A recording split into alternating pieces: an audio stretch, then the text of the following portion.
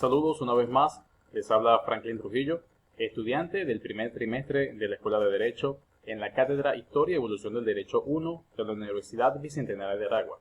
Hoy hablaremos sobre derechos y patrimonios. Bienvenidos. Cuando hablamos de la adquisición de los derechos, no es más que la adquisición del acto jurídico, en donde se le adjunta a un patrimonio una cosa mueble o inmueble, siendo de manera diversa dichas adquisiciones por esta persona. Entre ellas pueden ser una herencia, una permuta o una compra. Es por ello que el Estado, en ciertas modalidades, podrá adquirir bajo formas de derecho público o de manera voluntaria o privado, donde el Estado obtiene los bienes de manera unilateral y restringida. Cuando hablamos de los modos de la adquisición de la propiedad, según el artículo 796 del Código Civil venezolano, cita que la propiedad se adquiere por ocupación.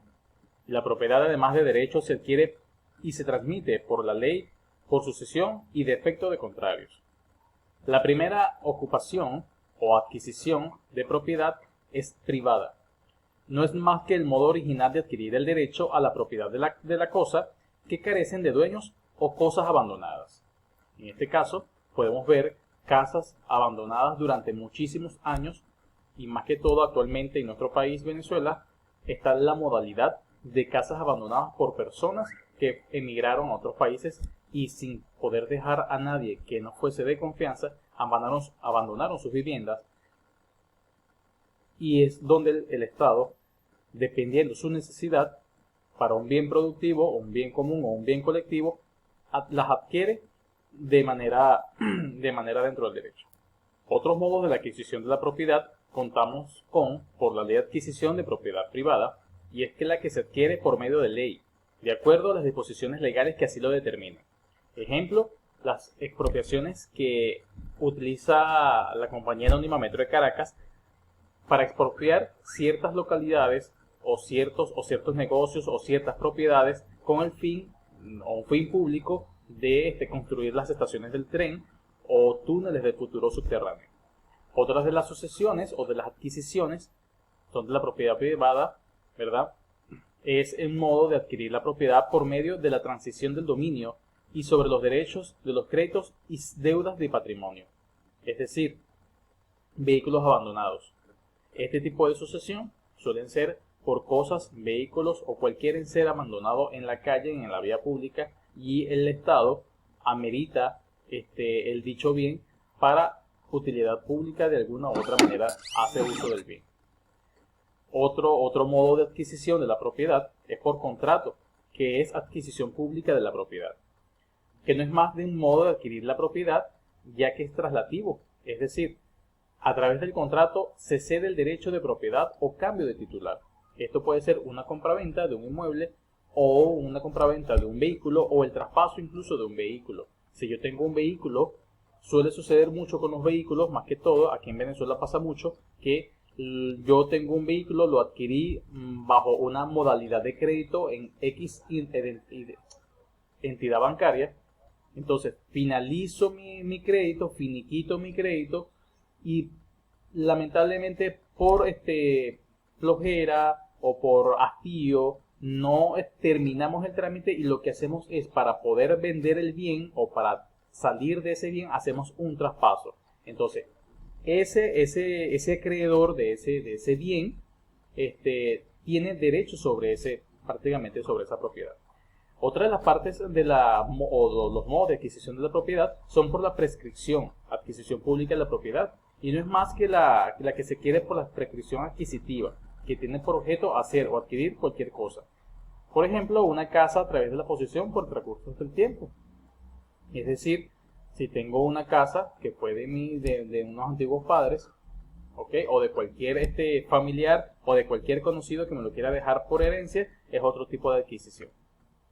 Cuando hablamos del patrimonio, sobre la definición, según Hugo Hanisch, eran los bienes pertenecientes al padre de la familia, denominado res familiaris o familia peniciae, lo que significa por tanto potestad o derecho sobre las cosas, teniendo el padre de la familia un poder sobre todo lo que constituye el grupo familiar, tanto respecto a la mujer, en este caso la manus, como de sus hijos, patria potestad, e incluso el de sus esclavos, que son la patria dominicalis.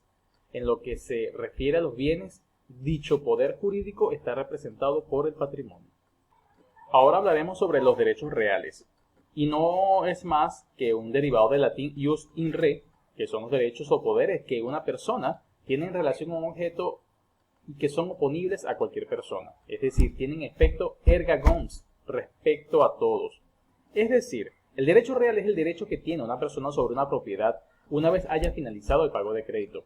Esto le dará el derecho real sobre o por excelencia de usar, disfrutar o vender el inmueble.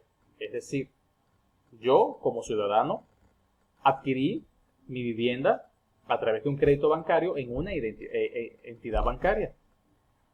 Por cierto transcurso del tiempo fui pagando las mensualidades y una vez ya yo finiquitado el crédito, ya puedo decir que yo gozo de un derecho real sobre la propiedad. Cuando hablamos de derechos personales, son los derechos que recaen sobre dos o más personas vinculadas o determinadas. Estos derechos solo podrán reclamarse las personas que han contraído las obligaciones. Es decir, los derechos personales se pueden decir sobre el pago de la hipoteca o arriendo de un mueble. Sin embargo, para pagar el arriendo, el inmueble debe tener buenas condiciones previas a ser habitado. Otro ejemplo más sencillo de lo que son derechos personales, actualmente en Venezuela, que es donde habitamos o habito actualmente, uno de los derechos personales es que muchas personas han emigrado a otros países y le dejan al cuidado de la vivienda a un familiar o a un tercero. Entonces, para yo no perder la vivienda, el contrato que hago, ya sea por palabra, que en mayor de los casos no es lo más recomendable, sino que sea algo escrito,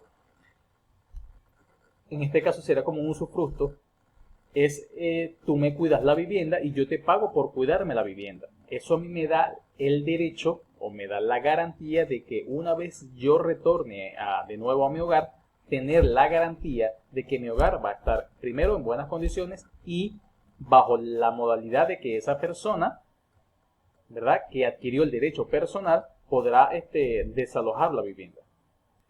Cuando hablamos de elementos de obligación, es la relación convenida entre dos personas que median en la obligación donde el acreedor, facultado para acudir al juez, hará cumplir por parte del deudor la prestación. La relación jurídica se reduce a la facultad que tiene el acreedor para poder exigir que el deudor cumpla la prestación del acreedor. No es más, y ahí la imagen lo dice, de un famoso personaje de nuestra niñez que el pago o la cancelación del alquiler, hipoteca o arriendo. Yo soy dueño de una propiedad, la alquilo y yo como acreedor necesito que el deudor me cancele mensualmente o dependiendo del contrato previo hayamos hecho o se haya realizado los aranceles o los pagos mensuales o las cuotas a convenir. Esos son los elementos de obligación.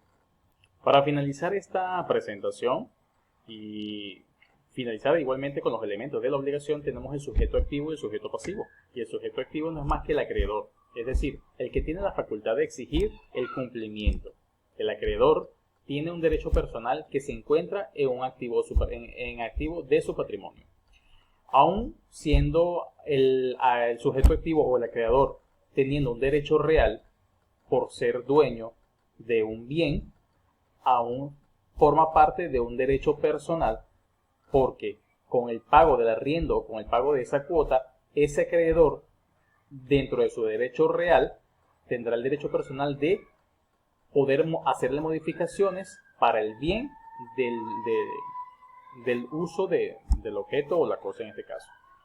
El sujeto pasivo es el deudor, es aquella persona que tiene la carga de cumplir la prestación convenida. Para el deudor existe un deber jurídico, que es la deuda, que se encuentra en el pasivo de su patrimonio.